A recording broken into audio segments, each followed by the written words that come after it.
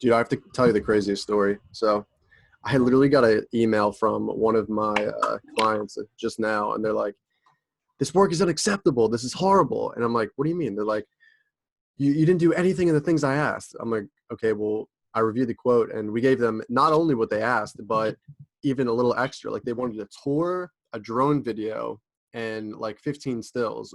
And we ended up giving them like 30 because for MLS you need like 30, right? So he was pissed. I'm not like really worried about it, but I was like, dude, we gave you like everything you wanted and more, like in the kitchen sink. Like, what the fuck's wrong with you?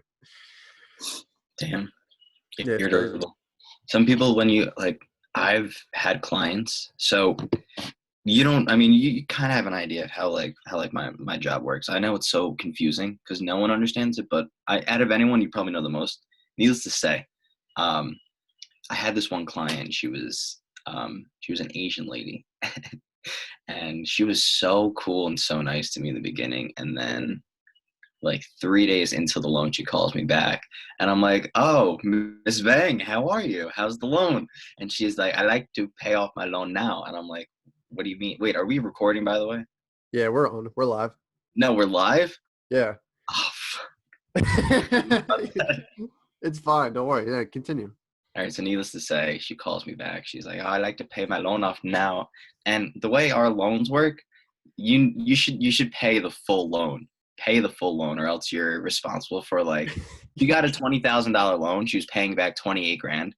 She would have to pay back 25 grand in one day. Like no one can do that, let alone the daily payment she had. Anyways, Yeah, it's ridiculous. cursing me the fuck out. She's like, "Oh, you lied to me. I need it for my business. You said I could pay it off whenever I want. You lied to me. You did this, you did that." And I'm in my head, I'm like, there's no way I lied to this bitch. Like she's definitely just taking me for a ride, and she's cursing at me. Her son in the background's calling me like a useless asshole, and I'm at a loss for words. It was probably my first sale, and like the one that I closed myself start to finish, and I'm like, I blew it.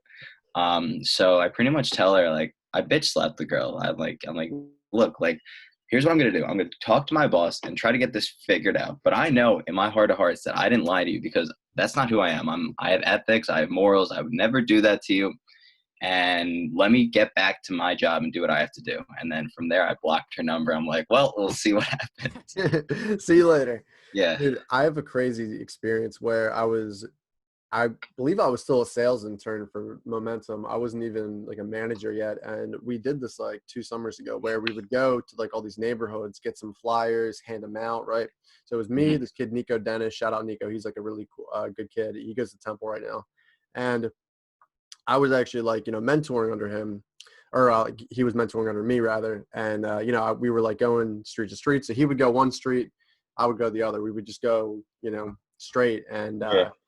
we were going on like Germantown Ave. So you would know what street this is, like in Chestnut Hill, because I took you there like before. Like we just like drove past it. It's a pretty nice area. So I stumbled upon this Asian restaurant called Sin Sin, right? And this guy, this owner, Michael, I guess Michael Sin, whatever, he was like 90, right? And he's like working. I'm like, oh my God, like, I don't know what it is, but like Japanese people, do they live so fucking long? It's just like in their culture. Like, I don't know. But Harm and yeah, I were talking about that this morning. dude, me and Palmer were talking about that too. I'm like, it's green tea. It's, working I on their thought own he hands meant and feet. like I thought he meant Jewish American princesses. I'm like, yeah, those fucks are alive forever. Yeah, they're horrible, right? Dude, so I stumble into the restaurant and I tell Mike, I'm like, hey man, like here's our thing, $300 for the tour, and he's like, oh, come back later on. We'll sit and have lunch. I'm like, okay, perfect. Like that's fucking great. Like even if I don't get a tour, I'm still getting a free lunch out of it. You know what I mean? Yeah. So I go back. It's like 2 o'clock, right? And I go in there a little bit early, and he's like, all right, Michael can see you now. I'm like, all right, cool. So we sit down and we're just like, eating, shooting the breeze, being casual, right? Very cordial. Breeze. And he comes to me and he says, he's like, so when are you going to stop jerking me off? I was drinking water just like you are. And I spit it out. I almost like spit it in his face. I was like laughing. I was like, what? What are you talking about? Like jerking you off? He's like, yo, you work for Google, right? I'm like, no, dude, I don't work for Google. We're partnered with Google. He's like, these motherfuckers call me every day. And I have to hang up. I'm like, no, that's not us. Like we're a separate company. Like this is totally just a virtual tour. We're partnering with Google. You're gonna get some SEO, and that's it. It's not gonna be anything crazy. And he was like, he was just bound. He thought that I was lying to him. He thought that like I was secretly a Google representative. I don't know. It was weird. So whenever I would ask him a question about like pricing or the features he wanted, here's exactly what he would do. He would just look at my flyer and go, just like that, like Bill Cosby, like, you know what I mean? Just like Bill These prices Cosby. are outrageous. Yeah. So I didn't know what he was doing. If he was like having a stroke. I mean, the guy, he was like at least 90. And I was so bombarded with just like, he wasn't asking any questions. He was just like, but he wouldn't say anything. So I had to keep the conversation going. Like that's how he would respond. Like I'd be like, all right, like Mike, like what do you think about like, the you're going to be posting it on your website. Like, what do you think about that? He's like, I'm like, what the fuck? Like, I can't make any sense out of this. So, Yeah. I'm like, okay, thanks. Appreciate your time. I have to go. I'll call you in a week. And he's like, okay, fine. So I call him in a week, and this fucking guy, he's like, I'm no longer interested. I'm like, what? I'm like, you accepted the quote. Like, we're going to shoot this like next week. He's like, no, I don't want to do it. I'm like, what? So I started getting pissed off because this was like one of my first sales, right? Like 2 years ago. And he was like, no, I don't want to do it. Like the price is too high. I'm like, okay, like we can work on the price. How's like, 50% off? Because I really want to shoot your business. Like this is a prominent restaurant in Chestnut Hill. And he's like, no, I just don't want to do it. He's like, you're with Google. I'm like, dude, I'm not with fucking Google. All right. Just stop saying that. I'm with, it's momentum. We're partnered with Google. We're not Google. Because he thought like we were just giving him a bunch of calls. I guess he received a bunch of calls right after our lunch. So Okay. he was just, I guess, annoyed, and he couldn't make the connection. He was an old fart. Who gives a fuck? Yeah. So, Yeah. so I mean, that just sounds like sales mishap. yeah. So I didn't get the deal. I was so frustrated, dude. I was so pissed off. It was That's nuts. happened to me far too many times. With like, so in my lifetime of working where I am, I've gotten 2 approvals I've gotten 3 approvals, one for the same client over 2 for the same client. I've gotten 3 approvals over 500K in my life. All of them Okay. blown up in my Yo, face. can you hear the fan, by the way? Can you hear this? No, Okay, perfect. all of them blown up in my face. I've had a 500K approval where I would have made 30 grand on it. I had a 650, I would have made 40 grand on it, and so on and so forth. The earning potential was there. But what had happened was, once I got these approvals, my boss was like, let me help you with this. Let me just help the team on this. You'll still get paid, whatever. Watching my boss do the sales aspect of it, he was actually working underneath Jordan Belfort at Stratton Oakmount, him and his No brother. way. Yeah, no, him and his brother. And then they went on and started their own company. So seeing my boss speak to this business owner who was doing $5 million to $10 million per month looked like a surgeon. He was super methodical.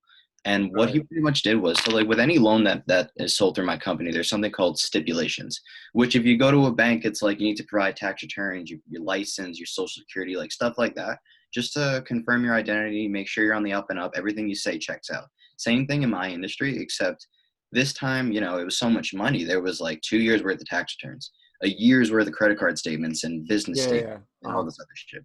So what my boss did was, every time he was talking to this person, every time he had a new conversation, which was every day, he had the assistant send him new steps and new steps and new steps. So when he got to the end of the road, he just needed to sign the contract. So we got to that point. I remember my assistant was trying to close out the contract, and they were signing for like 20 minutes. I was hyped as shit. I was about to make 30 racks. I was going to cream my pants. That's ridiculous money. Yeah. I would have creamed my pants straight up. A 21-year-old making 30 racks in an hour. Like, come on now. And he calls me up. He's like, Michael, I appreciate you and your boss and your underwriter for all your help, but I'm going to hold off till next month. And then that's when I knew. I'm like, oh my God. Your heart just sank after that. My heart sank, dude. I was so distraught. So wait, so your boss worked under like Jordan Belfort? You never told me My that. boss, yeah. So in my company, there's 2 owners, and I believe both of them worked under Jordan Belfort for a little bit at Stratton Oakmount. We had one guy that worked with us. So like at where I work, Um, you could be 60 years old. If you have heart and ambition, we'll take you. Or you could be 16. Again, if you have heart and ambition, we'll take you. So like, there's a huge range of age of people that work there. So like, this one guy, Phil, worked for us, and he worked with our boss. And I talked to him. I'm like, yo, so like, was our boss like really like who he is? Even he was like, dude, the guy was a savage at Stratton. And I'm like, he said it like a frat guy. I'm like, he called it Stratton like it was like, It's like not it. it's like when Bill Cosby and be like, yeah, I was with Bill last night, that kind of Yeah, shit. like on a first name basis, right? Yeah, right. It was like, all right, this guy's on the up and up. But then it made me think about that guy Phil, who was talking so much hype about my boss, and because he sucked. The guy was 60 years old, funded nothing, and he thought he was the hot chick because he worked at Stratton, but he didn't have a pot to piss in. But needless to say, yeah, both of my bosses, I 100% confirm that one of them did. I'm pretty sure both of them did, but I know one of them for sure. And That's I cool. spoke to one of them about it. Like the movie is partially accurate. I mean, it's accurate. Trust me, with the concepts that we could all think of in our head. But Right. some of it was embellished for a movie, which you can't blame. So like, what stories did he tell you about your boss? Like, because dude, Jordan Belfort has the straight line program, which is it's one of the best sales systems in the entire world. So they probably learned that for free before it was I even mean, called the straight line. yeah. So like, I'm sure that my boss has um, all the sales tactics and everything. And what he decided to use with that information is totally his choice and his doing. I don't know, because I mean, I just don't know my boss all that well. I'm the kind of person, as I get older, like, I care less and less about other people. And I mean that in the best way possible. I care less and less about what other people do. Like for instance, like if you were to tell me like, hey, you know what, I'm going to move to Kentucky and raise horses, I would have said like, hey, if that really makes you happy, dude, go ahead. Do it, yeah, I'll come. 100%. Yeah, so like, I try to stay out of people's business because I don't like people in my business. It pisses me off. Needless to say, the like pretty much the bulk of what I heard about Stratton Oakmont, and this is just from some old heads at my office, is that like, there would be every once in a while where like they'd go out and party till like 5 a.m. in the city. Any bottle service, the works, and like, they're all wearing at the time the Richard Mille watches, so like, or the equivalent of it. So like, that they're getting some crazy Don Julio bottle service. Yeah, I'm So thinking like because we never went to One Oak ever, which is like just one of the most prominent New York City clubs. But dude, could you imagine so like I mean, they didn't get any jail time then. what do you mean? For what? Well, for like how Belford was indicted in the movie, and then his Oh, accomplices were they were given time too, so they didn't well, go to prison. no, I think what it was in the movie, didn't he pay his bail and then he was pretty much broke and he was just on house arrest? No, And so then he and went then to Jonah he and then Jonah, what the hell, Jonah Hill came up to him. He was like, "Yo, I got you. Like, I got money." You remember that towards the end? He was sitting by his pool. yeah. Well, that was a I think that was like a separate thing before he went away like permanent. No. No, you're right. But he Wait, went away. also, what about the agreement too? He made an agreement that any kind of money he Yeah, makes, but he he has a still negative net worth. well, yeah, exactly. But he would still have to go. I still believe he went. Let me check this. I'm pretty sure he went away for prison for like 2 years. So I think he went away to prison for a little bit, yeah, or if not, it was like a certain amount of time in a it house. wasn't even prison. I did. It was like you seen. I mean, exactly in the movie. Like I read up on the exact prison he went to. It's not too far off where my dad is right now. He has like tennis courts, the whole 9 yards. Like he was living in luxury still. Yeah, But it's a white collar prison. That's where the Sopranos were. If you got yeah, money, you run shit.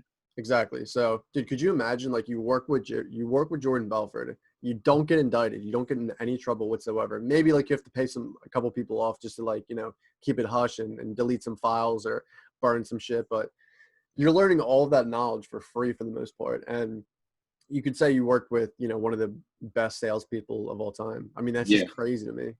I mean, the cool part about it, I feel, is that yeah, exactly like you said, like, you're getting all that free like knowledge that at the time you probably didn't know how valuable it was. But like, that's the kind of program you could really take anywhere, because sales is really black and white.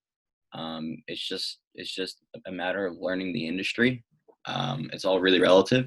The other thing is too is that what I heard like from multiple sources about Stratton Oakmont is that like I was just saying before, like they would go out clubbing until like 5 a.m. at One Oak and like Marquee, like Right. or this would keep in mind this was like the 70s and 80s, so whatever was the equivalent Scores. of One Yeah. Oak Marquee, um, and they would be out till like 5 a.m. And if you weren't in your seat at 7 in the morning or whatever it was at 9 a.m., you didn't you didn't have you didn't have a job for that day, and you got cursed the fuck out.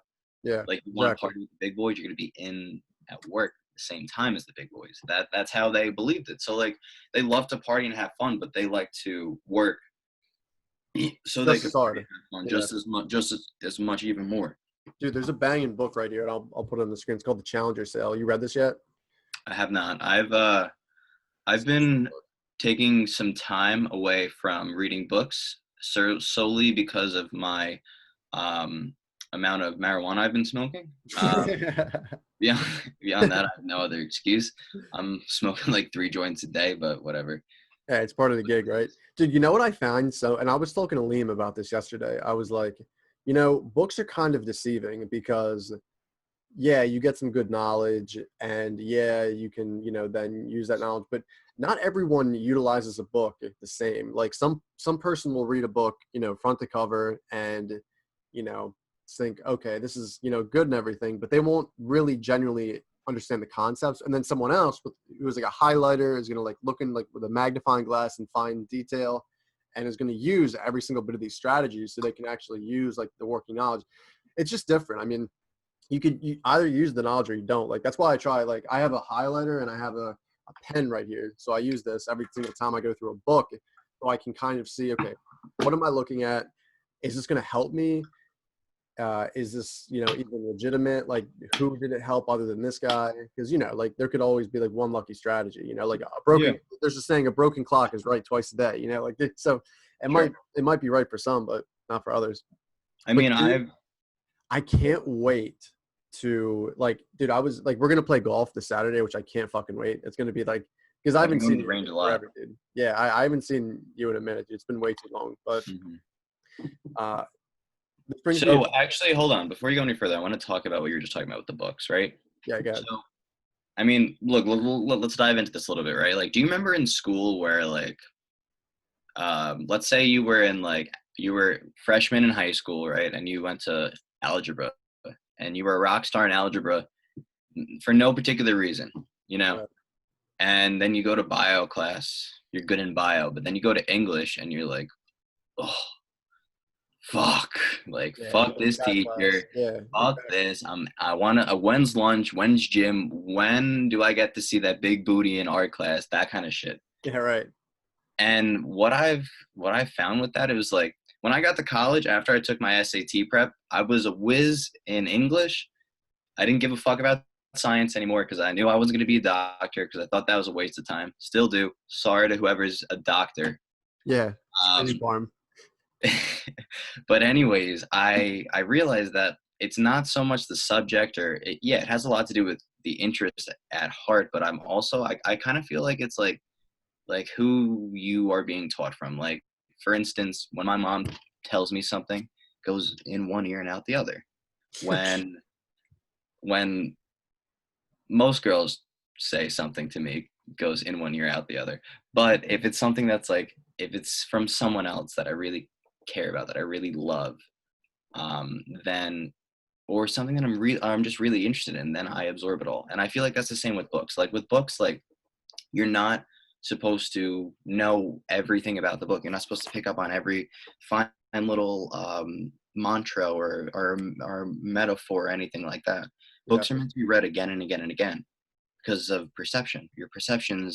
My perceptions changed 180 degrees in 6 months. it's always changing. Yeah. Yeah. And I mean, the way I see books, it's like I'm reading this book right now. It's right here. Actually, no, it's in my car. I used it as a rolling paper. I would have done the same thing. But what's one book that I really like? Hold on one second. Oh, dude, you're wearing that UFC shirt? I didn't even notice that. That's tough. Yeah, It's my favorite shirt. Yeah, The it's the best. Go-Giver. This is a great fucking book. I've told you to read it. Yep. The Yeah. Go-Giver is a great book. I've read this book 7 times. Uh, that's an exaggeration, probably like 2. And in both times reading it, I've gotten multiple different things from it. But it's this book, to sum up for anyone, if anyone's actually going to end up watching this podcast of me, it is pretty much a book that is just like, get the fuck up and go do it. It's like, forget all that, like, I don't know if it's going to work. I don't know. It's like, no, fuck that. Get up and go do it. Yeah, exactly. And that's the biggest thing is action, because you could read the best strategies, you could read the winning solution, quote unquote, but unless you actually go and do it, then it's not going to fucking matter. And that's why I get so discouraged, like with some of my sales reps, that they come to me and they're like, hey, Sean, like, we haven't been seeing a lot of results. And I'm like, okay, like, well, what's your effort been?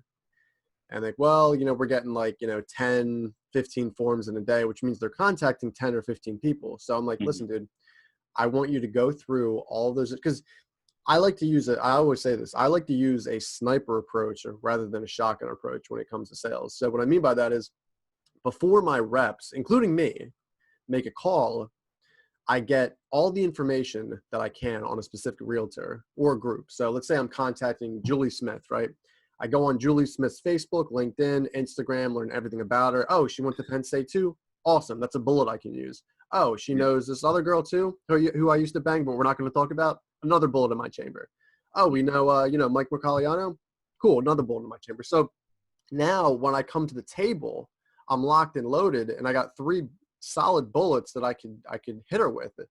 And it's going to be, it's a comfortability thing. Like, more than anybody, dude, like, you don't give features for a product. You build the relationship and you challenge their whole belief. That's what this book is about. The Challenger Sale is you want to educate them and broaden their horizon. Like, you don't want to do it in a disparaging manner, but you want to do it in a place where they feel comfortable learning from you, and obviously making sure that, your process is just easy to buy from in general. So, Yeah.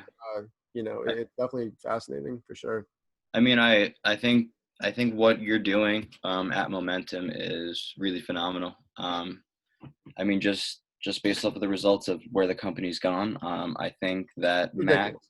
has a tremendous devotion towards you and loyalty, and if he doesn't, he should. And I'm saying that publicly. So with all things being considered, I mean, yeah, like you have, I like that sales tactic, but the other thing is too, it's like that's been around forever. Um, and like what that simply is, it's Jones effects. First off, and I learned that from the company I used to work for, Power Home Remodeling. They were saying like, oh yeah, we just finished your neighbor's roof. Going to be giving some free estimates to some of your other neighbors for the rest of the day. Why don't Yeah. you take one? They say no. Well, it's like, well, you're probably gonna have the lowest property value if you don't, kind of thing. Yeah, exactly. Or stuff like that. So like what I do at my job is like when I have sales and I have to go through, like an introductory call. I kind of, look to get to know the people. I do that. I've always done that with sales, is look to get to know people, because in my history, though, that's what sells, is when I'm able to sell myself. I can sell myself to anybody, even someone that really, really hates me. Like one of those girls I fucked over at Penn State, I could sell myself to you again. You'd love me again. Guarantee that. But I say that with confidence because I do it so many times with these people over the phone. They don't even know me. They don't even know what I look like. And I think that's my moneymaker, except for my nose. Everything else, though, I mean, it's just having the charisma, having the swagger to be able to sell yourself. And the biggest part about that is when they open their mouth, you shut up and listen. Yeah. And you don't. Everyone likes to have, themselves heard. And dude, you hit the nail on the head. I mean, getting to know them is the biggest thing. Like, and following up too, like what we do, and thanks for the, compliment, by the way. I appreciate that. Dude, we always have a, like, for a first time project with someone, what we do? I make sure that the owner of that real estate group or the realtor, whatever, like the main broker, is always there, and I shoot it. So they see my face. Even though I'm the owner, it shows them I'm not afraid to get my hands dirty. And then I bring them like some donuts to them, like say, hey, what do you like to eat? Like, what are some treats? What are some like good desserts? And I'll bring them like a cupcake or, whatever, right? Just kind of like build that relationship. And Yeah, I mean, look, I agree with that. Like, I understand like your approach to what you're doing, but I mean, I don't even take it that far. Like what I do, and it's free, it's once you already get organic. the business. What? I said it's once you already like get the business, and it's Oh, gonna be reoccurring. yeah. You definitely want to be relevant to these people. Like, so in my industry, in the merchant cash events industry, there's so many. It's all phone sales, so all like the voices are all this sound the same. So how does Mike Merck separate himself from Sean Boyle? Um, Find a commonality. Let's say Sean Boyle Trucking is a trucking business. One of my go-to lines is always, my uncle, and this is true, oh, my uncle was a truck driver for White Rose back when I was growing up. Like, I never saw him around the holidays, but his kids were fed. His kids had clothes on their back. Like, and I appreciate you for that. So like, if you could just find a commonality in that, in trucking, because think about it, like with a truck driver, they're out on the road all day. And one thing I'll piggyback after I say this is that like, I think girls have the upper hand in men in today's day and age with sales, especially phone sales, because like, if you think about like a truck driver that's driving on the road, hasn't seen anything as far as a woman for a long time, and he's probably in Arkansas seeing some homely looking women. He gets a call from a beautiful broad in New York. He's gonna listen to you, and he's gonna do whatever you want just to get it done. My assistants, God bless both of them. They have beautiful voices. Like, they know how to hone in on their craft when they need to, and they do it excellently time and time again, because they know what's at stake. They know what they need to do to get the job done, and they do it. But I want to go back to the thing about listening, because I think that's a very important thing to speak about. Like, as far as listening goes, when you're doing sales, you don't want to be listening and just thinking about the next thing that you want to say, which you, as the host of this podcast, is exactly what you're doing. What people should do in sales is they should, or like, genuinely listen the same way you want to be listened, and like, and um, dissect and speak about a topic that the person you're listening to brought up organically, just as if you would listen to someone ordinarily, because people know when you're not listening to them, essentially, is what I wanted to say, which is why I think women are going to be far superior than men in sales and in life. Like a female president, a female executive, like, think like shit like that. Like, females are going to rule the roost. They rule the houses. Like, they could rule the roost. Like Melinda Gates. Melinda Gates is a savage. Bill Gates is amazing. Bill Gates is Bill Gates. The Gates is because of him. But Melinda keeps him in check every day. And I feel like that should be talked about just as much as everything else. Absolutely, yeah. It's Melinda to Bill, or it's Hillary to Bill, or it's Hillary's better than Bill. I don't like Hillary. I think Bill Clinton's funny as shit. Hey, I just knocked up some girl, gonna be back in the White House knocking up another girl, kind of thing. Dude, I think he's the best. yeah. But I like Hillary more. Hillary is more of a badass. Hillary hasn't been president, but Hillary never gave up to be president. She still hasn't given up to be president. Yeah, I mean, yeah, Hillary's all right. I like Hillary. Bill, I was looking at, you know what I was doing yesterday? I was looking at like the top 20 presidents of the United States. Yeah. Guess who was like, well, number one's kind of obvious, but like guess. And it's not like, I guess it's not too obvious, but like Obama. no, number one. No. Oh, I would have said Obama's number one. No, it goes it's like Abraham Lincoln, obviously, like, did so much public speaking, free the slaves, Yeah. civil peace. Then it's like George Washington, through like, which I don't necessarily agree with, but dude, who I was looking at is Ronald Reagan. Ronald Reagan, I have so much admiration for, because he's just, first of all, the tax reforms that he did, that he enacted, were probably some of the most potent things that he did in his presidency, and he helped a lot of people. He helped a lot of small businesses out. That's why I wish we had someone like, I mean, Donald's doing an okay job with like monitoring everything, but I really wish that they set in place something more, because you look, dude, how long have we been in quarantine for? Months, right? But they're only sending stimulus checks out for what, like 1 month or two, or it's not going to be enough. So I know there's going to be a whole bill that's enacted, but that's why I appreciate companies like Facebook, or like all these big tech giants that are giving out all these grants. It's so funny, because we're in such a good place right now that we are, in the red, or I'm sorry, we're in the black. So we don't need anything really. Like, the businesses that qualify are going to be in the red for the most part. But we applied for like I think $5,000, and we were like, nah, no way. I find that hilarious because the Lakers got an SBA loan. The Lakers, the fucking Lakers. Well, that's they could probably That finesse is it. so that's disgusting. I don't care who the fuck you are. That's disgusting. You guys are first off, the NBA is probably, I would say, behind the MLB as one of the most successful, probably the most successful sports franchise or sporting league in the world because of Michael Jordan, Kobe Bryant, and all of these brands that are actually people.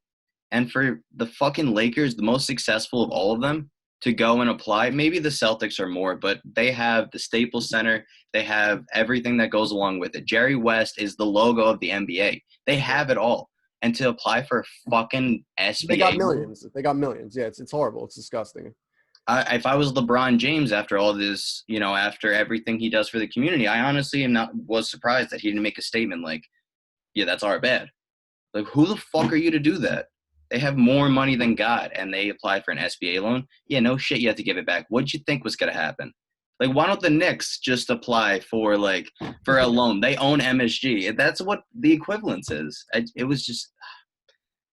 Yeah, I mean it's the NBA and the NFL, and you could make a good argument for the NBA being more valuable. I mean, let me I look think at it is only because of the brands like the Jordan brand, the LeBron brand, Kobe, even Shaquille O'Neal had his brand, Tracy McGrady, Allen Iverson. Yeah, I think he had his own shoes. So, all right, so 30 teams they have an average valuation of the entire NBA in terms of teams is like 60 billion, right? I don't think the NFL is more valuable because if that was the case, their money would be guaranteed to their players. I think the MLB is the most successful or the most profitable sporting league. Yeah, I would think so actually. Or Yeah, soccer because soccer's on a national scale. But if we're just talking American sports, I would say baseball. In terms of like the pure contracts, yeah, MLB blows everyone out of the water, and then it's basketball, and then it's NFL. NFL, but yeah, it's not guaranteed, which is a problem. Hockey too. I don't know, but Hockey is pretty lower, I'd say. But dude, what's disgusting is like I understand the UFC is trying to, and boxing too. I mean, they have the same problem where if you're not like a Floyd Mayweather, Conor McGregor type character, then you're not getting paid shit, dude. I mean, sure, if you're around the game long enough and you're the top 1% of athletes that are elite in your weight class, then you're not pulling more than like, $50,000 a fight, which I hate. Like, for instance, Nate Diaz, right? The guy who beat so Nate Diaz. Nate Diaz beat when Conor McGregor was on his like star. For those that are watching this, I bought Sean tickets to go see Nate Diaz fight, and he's asking me who the fuck Nate Diaz is. You just say, yeah, no, the fuck. Yeah, that's how literally So I'll give you some backstory, all right? So in 2016, McGregor was on like an unparalleled rise to the top, right? He just beat Jose Aldo. Yeah. And he was going to fight this guy, Nate Diaz, who was, Ultimate 5 season winner, all this good stuff. But the main thing about Nate, which was so valuable, was his cardio, right? But besides anything else, his toughness, his boxing, jiu-jitsu, his cardio was the most important thing in his game. So McGregor comes out, and this is at 170, right? So they're both southpaw. They're like, jabbing. McGregor's like throwing all these like crazy capoeira kicks. Like you would think he's like breakdancing, right? It's crazy. And he doesn't land any of them, which is wasted energy. So second round comes in. McGregor, tagged Nate up on the feet a couple times with his hands. But Nate starts coming out, pumping the jab. And then finally Conor shoots him for a takedown. Nate gets him in a guillotine. Conor gets out, but Nate just gets on top of him and chokes him out.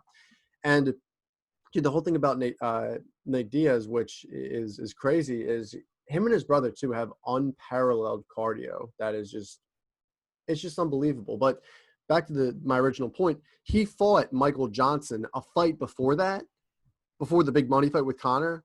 He got paid $25K, dude. $25K. Well, look, the UFC is a business.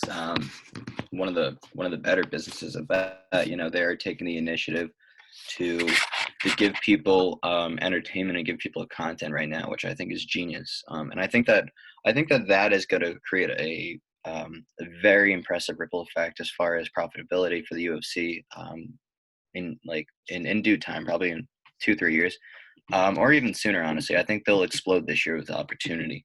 But the reason why I think that is because the people that aren't getting paid as much as McGregor and Nate Diaz or Moldavas, it's just that they're just not selling to the public. So like for UFC to, first off, I think it is incredibly honorable and noble on Dana White's part to get the UFC to where it is today. Because think about it, you have like we said, you have the NBA, MLB, NFL, NHL, soccer, and everyone else in the world, like me included, are pretty okay with just that. But then Dana White comes and says, no, I'm going to make something where you literally get to pay to watch people kick the living shit at each other, just like boxing, but something else. Not Exactly. everybody can relate to boxing. Boxing is very prolific in many cultures.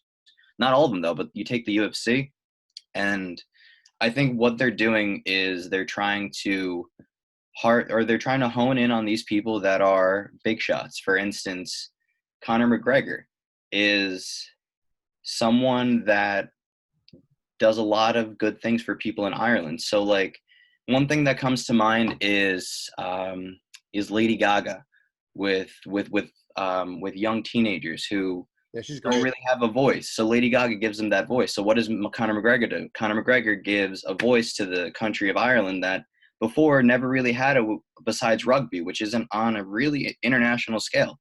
So what Dana White's able to do is take the UFC Confederation and put it on an international scale by going to Dubai, going to Seoul, Korea, going all over the world and gaining recognition with these big name people. And what he's doing in return is, making a voice for Russia, making a voice for USA, making a voice for Ireland, and making a voice for all these other countries that are so small in hindsight, like Manny Pacquiao. He did that for the Philippines in such a big scale, and no one even knows that. He's the governor, dude. He's a representative of Congress. He's a man of power over there. Dude, when my sister was going to Penn State, this was all before the Jerry Sandusky scandal like unleashed. It was known around Pennsylvania that people knew Joe Paterno more than they knew the governor of Pennsylvania. And the same it could be said about McGregor in Ireland, about Pacquiao in the Philippines. Like it could be said about those people. Neymar in Brazil, or I don't know exactly where Neymar comes from. Brazil, yeah. Well, he plays on the Brazilian team. I don't think he's from there, but Argentina and Messi, for example, I know that one. So that's why I like UFC more and more and more. It's not just because you're obsessed with it, even though that plays a big part. It's because of what they're actually doing, and I think it's really impressive. Yeah, I think. Yeah, I mean that's a good point too. And the only thing is, it's an outlier basis, right? You have Nate Diaz, who he had some marketability before the whole McGregor fight, but it's tough. It's tough to pay these fighters what they want, and I think that Dana White does such a good job. And the Fertitta brothers too, they should get a lot of credit as well because they actually, him and Dana White, they were all a team. And then the Fertitta brothers just sold it to Zuffa, which is now the whole partnership of the UFC and like the whole entertainment company, right? Mm-hmm. And they just do such a good job, and they're doing it. So the UFC was just approved to fight in Nevada, and boxing as well was approved to fight in Nevada. So they're going to be pumping fights out left and right. There's a fight card. What today's Thursday, right? There's going to be a fight card on Saturday when we're finished golfing. That, oh my god, it's just disgusting. I mean, there's so many good people, but yeah, dude, it's fun. I mean, I was talking to this one guy, Phil Magnarese, and he was the first black belt in America from the Gracie family, which is insane if you think about that. And he was trained under Hickson or some other Gracie. And he founded Matrix Studios in Philadelphia. And this is not that long ago. It's like I don't know when it was. It was like in the 90s, which isn't that far when you really think about it. Like mixed martial arts as a sport is not that bad at all. I mean, it's really, it's not that, it's not that old. It's very young compared to MLB and, even soccer. I mean, soccer's, Jesus Christ, it's been It's probably the oldest sport there is. But yeah, dude, For sure. But it's nuts. It really is a good time. But dude, I can't wait to play golf this Saturday. Have you looked at the course yet? Like the itinerary of it? no, I mean, I never do. I just go in and wing it every time I play golf. That's why I usually shoot a 300 every time. Hey, Whatever. um, That's what it is. I'll dude, become a scratch golfer when I retire. Like, I'm cool. dude, that's what I'm saying, bro. I really can't wait to like play more. I love this. I love this game so much. I was so hyped. I shot like an 88 on what like 2 days ago, and I was so pumped for that. Parm's hitting the ball up better too. Yeah. He was like one of those guys who like he couldn't even hit it 2 feet in front of him. He would hit it and it would go behind him. That's how bad he was. But I corrected his stance a little bit. I said, hey, here's what you got to do, and he's doing all right now. So we'll see Yeah, what no, happens. a lot like my dad. My dad was a terrible golfer. Whenever he'd tee off, it'd hit a tree and come back towards the group. Yeah.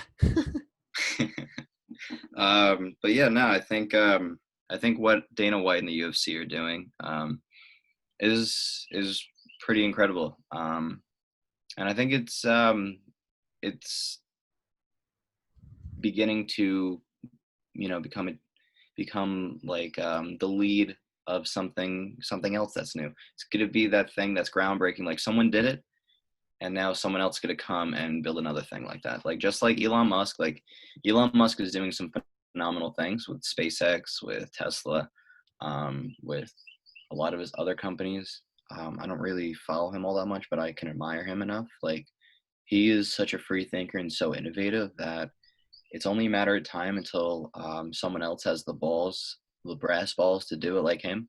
Like you remember when you were a freshman in college, you said you wanted to own a company like Tesla, like a car company, when you Yeah, wanted that to was get my in. goal. That was my dream. Yeah. Yeah, so like if it's just like someone like you that actually follows through with and has the balls to do it, they're gonna make something just as big as Elon. And it's gonna keep going and going and going.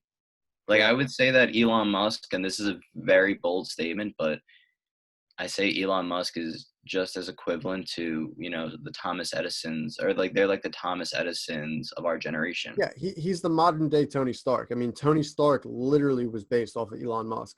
That's been proven. That's factually correct. Oh, And really?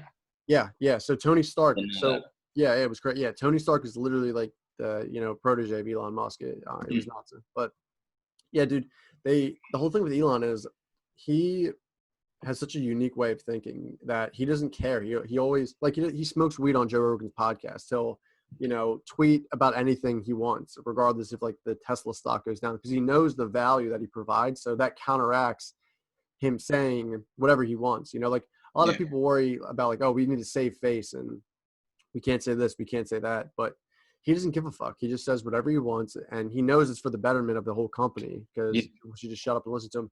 I think, dude, it's going to be really hard to beat Bezos because it's Bezos. I mean, Amazon is such a large, I don't want to call it a monopoly, but it's very, very hard to compete no, that's against exactly Amazon. what it is. It's a monopoly. Well, it's not, I mean, from, here's the thing. They bought, I forgot that, no, they bought Regal or AMC, either of the two. It was either Regal or AMC. Regal. Yeah, Regal. So, listen, dude. I mean, a monopoly, you need to like control a lot of the different things. That's what made the Standard Oil Company with Rockefeller so wealthy. Is he owned anything that you would pay would go directly into Rockefeller's Well, pocket for the most dude, part. what do you think he's doing? He owns grocery stores. So what Amazon is doing. So in my industry, there's a website called Debanked. It's a magazine that tells us about the industry trends. So what Right. Google, Apple, and Amazon are looking to do is they're working with banks. For instance, J.P. Morgan as an example. And they're working with the banks to become more like a bank. So Amazon's slogan is anywhere from A to Z. That's why there's the arrow pointing to the Z from the A. It's anything from A to Z. So what Jeff Bezos is going to be doing is making it accessible in, I don't know when this is going to happen, but it will happen, where you can go to Amazon.com and buy a house and get a mortgage on your laptop and get approved and move into that house. You could buy a car. You'll be able to buy a car. You'll be able to do anything. It's anything from A to Z. So Jeff Bezos is making a monopoly, and everyone is obsessed with him and agreeing with it, but it's a monopoly. Well, I It's a didn't know monopoly. that. I mean, that's ridiculous. That's so powerful. Yeah, I mean, I was gonna say Elon's gonna be the most, like, he's gonna be the highest net worth in the entire world, but Bezos is gonna clear that. Everyone was saying, oh, Bezos is gonna hit $1 trillion. Dude, he might. I mean, You will. I think he will too. I mean, Amazon's gonna just keep going up. I mean, it's so the point they're at right now. It's gonna be very hard for anyone to even compete. Like eBay, irrelevant. Anything is there's just no comparing to. What's crazy though is I feel that Amazon took eBay's idea and they just made it that much better. Yeah, eBay was missing something, and then Jeff Bezos looked at it and was like, "Wait a minute, why didn't you do it this way?" And then he did it that way, and everyone's like, "Holy shit, what the fuck is that?" yeah. The thing with Amazon that I think they did so well is this is what we talked about earlier, is they made it easy to buy. If you look at eBay and you look at their whole interface, it's not, I mean, it's kind of difficult to kind of like navigate. And he spent a lot of money with like IU and UX and like user interface to make everything look fine and easy to navigate. That's the biggest thing. So if you go on Amazon right now, you're going to have everything for them. Like, you ever go on Amazon and it's like everything is like already like in a neat order. You have, the credit card you're going to use. If you have like any redeem cash on the credit card that you want to put towards this, you have the shipping address. It's perfect. You have everything all lined up. Yeah, yeah, I feel like they kind of streamlined that and made it so it's so easy to make a purchase. And then, I mean, yeah, they sold books at first, and then they just they figured a system that would work, and they perfected it. And no one did a yeah. better job than that than Bezos. Yeah, they're a multi-billion-dollar company, but they can't send me my fucking boat that I ordered months ago. If you're watching this, Jeff Bezos, give me my fucking boat, dude. I'm trying to go fishing. You Yeah, I know, fucking right? prick. Wait, when did you order that? I ordered it 2 weeks ago. It's an inflatable boat for $117, and it's taken so long to get here. I've had to order it twice already at this point. I'm pissed. It's Yeah, I not know. even worth the $115 to me anymore. I'm those I have sunglasses coming in from that one Valerio shop, and it's so weird. I'm looking at the tracking number and the tracking number doesn't exist. I'm like, did I just buy fake glasses? But no, they're gonna come in like probably this week. Yeah, thanks, Obama. Yeah, thanks, Obama. I love Obama though. Like no cap. I honestly like, and my dad didn't like Obama. Growing up, my dad was a huge racist. My dad voted for Trump. He didn't like Obama. My dad used to just be so racist. But like me, my mom, and my sister, we're obsessed with Michelle. We love Barack, and like I don't know why. Oh yeah, because of that thanks Obama joke. But Yeah, um, I love how like even today like he has, I wouldn't say he doesn't have a care in the world. He has tons of cares in the world. Now he has his children and other things that he can devote his full time to. But the man will still take the stand and without any hesitation roast our president. I think that's badass, dude. And he does it with class. That's the big thing. Like Donald Trump has probably twice his net worth, but Donald Trump has 0% class in comparison to Barack Obama, in my opinion. And whoever wants to come at me and have a debate about it, go right for it. I'll give you my address. Don't give a fuck. But I think Obama operates with class, and that speaks so much highly of him, of a person, than not. yeah. I mean, he Follow definitely me on has that? more. No, yeah, he definitely has more class in terms of comparing against Trump for sure. But yeah, The whole family does. The whole family flexes on the class.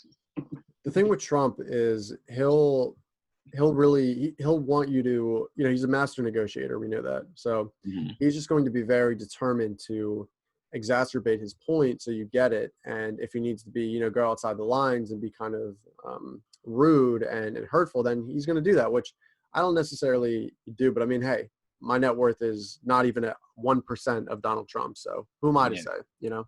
I mean, look, the way I see it with all these extremely successful people is like they're puppet masters and we're their puppets. So like Yep. Elon Musk will do like he'll smoke a joint on the Joe Rogan podcast because he knows he's going to piss off his shareholders and he's going to make his stock more affordable. Then it's just going to double and triple because other people that couldn't buy it before now have the opportunity to buy it. And I feel like with Donald Trump too, like one thing I think, didn't he say that when he got elected, he didn't think he would actually get elected?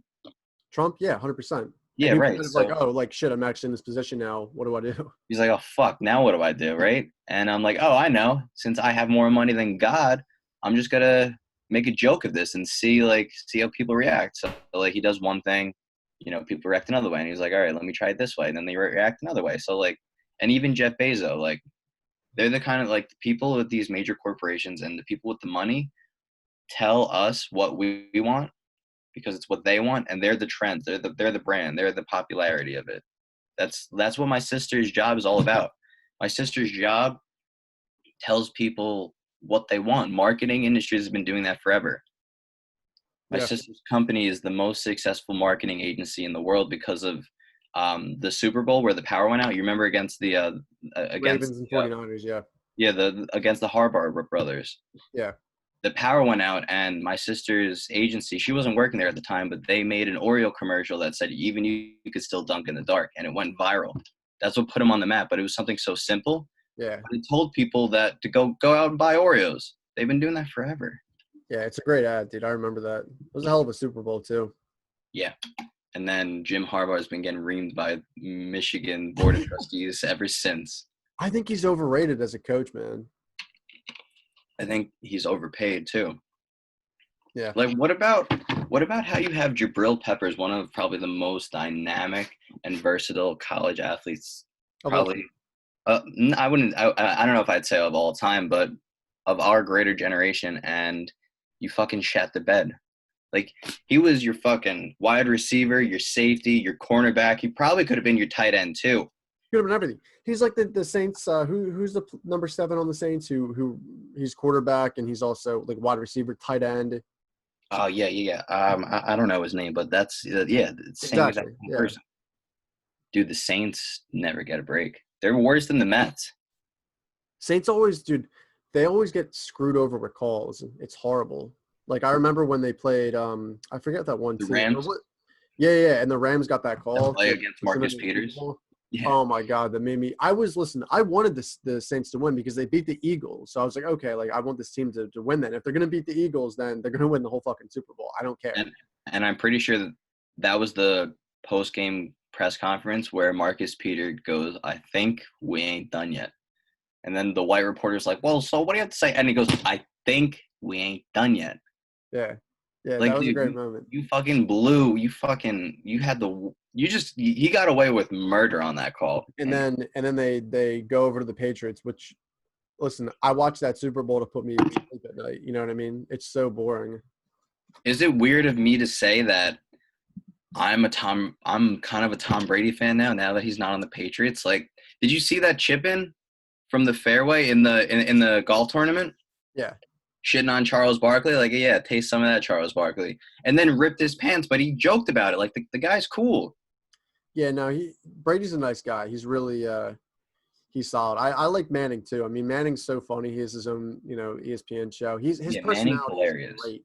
Him and McAfee need to do like a podcast together. That would be hilarious. Just two rednecks shooting the shit about their time in Indianapolis, just playing golf and I don't know, drinking sweet tea. I don't know, but like I wonder, now that Eli's retired, I wonder how he's going to be able to survive in the shadows of his brother. Like, because he's always been in the shadows of his brother. He's never gonna. He obviously wasn't the play. Here's the thing: if you don't have the skill, you need to have the personality, right?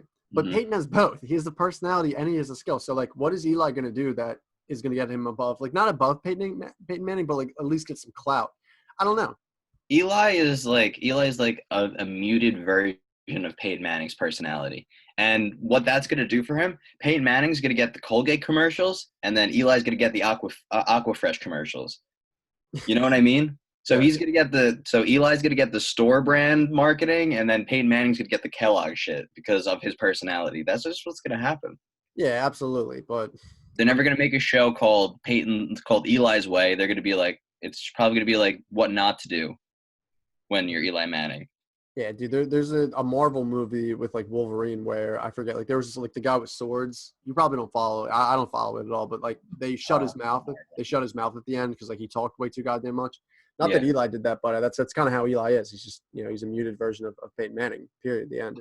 But my dad had a friend like that growing up. He called him Richie Talks a lot.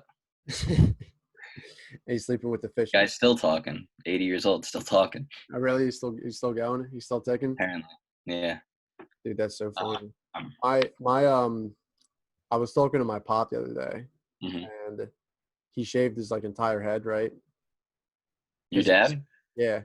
Okay. I wish he could send us some pictures, but I was like, why'd you do that? He's like, well, I kind of wanted to just like have a fresh start and be clean. And I'm like, all right, whatever. His hair was like down to his shoulders. So I was like, okay, Jesus Christ, like, Ricky Nelson, leave it alone. Just like shave it. But it was so funny, man. He's coming into his own. He was hearing the Peyton Manning, Phil Mickelson, Tiger Woods, Brady golf tournament, and he was like, Mhm. "Oh, I heard Brady had a good outing." I'm like, "Yeah," and he's like, "He's such a douchebag, though. I hate Brady. Like he hates Brady, regardless of what team he is." I'm like, "Ah, he's all right." Well, yeah. I mean, he didn't see when the Eagles won the Super Bowl, but he saw when Donovan McNabb and the fucking Dream Team got minked by the Pats. Listen, that Super Bowl once we won, I've never been more drunk in my entire life. Yeah, yeah. I remember I was blackout drunk and I started making fun of some fat chick because she kept farting in the bar. Dude, I remember I literally we were at Castle Rocks, a place in Manayunk, and it was me, you, Elle, Parm, and I was I was so ossified. I couldn't even. So here's what I did. I would order a pitcher. I would order, okay. So there was a guy beside me, right, who would order a pitcher. And I'm like, hey, I'm going to be over here playing ping pong. Just, can you order another pitcher with your thing? And every time, like, cause he had a party of like 20, we had a party of like 20 as well. So we were drinking a lot. So we needed a lot of pitchers. So I was like, yo, just get two and I'll pay you back for one. Like, I'll vend me. Okay. Fucking, he orders like 10 pitchers throughout the night, right? I just take them all, right? I just take every single one of Who them. was this? I don't know. He was some guy at the bar. I didn't know. I didn't know. But I took all of his pictures. I felt horrible about this. I was just so gone. I took pictures and I was just in the back, double fisted, and I was just like drinking them. I was like a fish out of water, and I just needed to get that little taste of water so I could breathe. It was crazy, man. I was so gone at that point. That was such a fun night, just like walking the streets of Philly. Yeah, that was a great night. Yeah, I but wish I wish I would have saw that burning car. I know Riz did. oh yeah, that was a good one, wasn't there? That was crazy. Yeah. That whole night was just. I have Snapchat memories on my phone that I'm gonna post to Facebook when I'm an old man, and it's gonna be a good time. But Yeah, I mean, like the more I think about them, all like the memories from college. Like, look, our memory board is definitely way different. I only had a year of exposure with it. You had the full 4 years, much like my other colleagues. But um, I'm appreciative of the years that I missed for a lot of reasons, right? Because I don't have any college debt. I have like the only debt that I have is probably 3 grand that I owe to my mom for my car, which is really nothing. But the rest, I have money in the bank. I got a great job, and I feel like that's what people go to college for, is to make money, get a great job, which I already established. And then the other thing on top of that is like, excuse me, like the last couple of years, um, quarantine really has just like made me grow the fuck up even more than I once thought. And I never drink anymore. I don't smoke any nicotine anymore. I only smoke weed, but I smoke like a fucking chimney with weed. But that's like my thing is like I'll do something so much that I'll just get over it. I'm just gonna get over weed at some point. yeah, So like what I'm saying is like all those memories from college are gonna be with me forever, and I still talk about them. But like I'm starting to realize that I'm talking about them with less and less passion as the years go on. I know what you mean. Listen, we gotta end this. My dad's actually calling me right now. So, dude, it was a pleasure. I love you. We'll I golf love on you too, brother. Saturday, and thanks for the good conversation, bro. I appreciate it. Later. All right, peace, y'all.